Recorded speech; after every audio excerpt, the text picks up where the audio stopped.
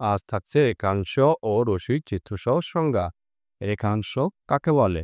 যে রেখার দুটি প্রান্ত বিন্দু থাকে তাকে রেখাংশ বলে।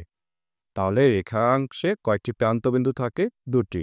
তাহলে প্রথমে আমরা একটি রেখা আঁকব। দুই পাশে দুইটা অ্যারো চিহ্ন।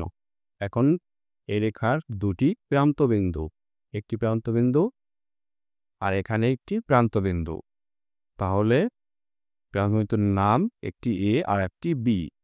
তাহলে এ এবং বি দুটি বিন্দু, অর্থাৎ যে রেখার দুটি প্রান্ত বিন্দু থাকে তাকে রেখাংশ বলে। তাহলে এই রেখার একটি প্রান্ত বিন্দু, বি একটি প্রান্ত বিন্দু। তাহলে চিত্রে এ বি একটি রেখাংশ। রশ্মি, যে রেখার একটি প্রান্ত বিন্দু থাকে তাকে রশ্মি বলে। তাহলে রশ্মি কয়টি প্রান্ত বিন্দু থাকে? একটি। তাহলে প্রথমে আমরা একটি রশ্মি আঁকব, অ্যারো চিহ্ন আর এক পাশে প্রান্ত বিন্দু, কারণ যে রেখার একটি প্রান্ত বিন্দু থাকবে। তাহলে এই যে একটি প্রান্ত বিন্দু, তার নাম এ, পাশে বি। তাহলে চিত্রে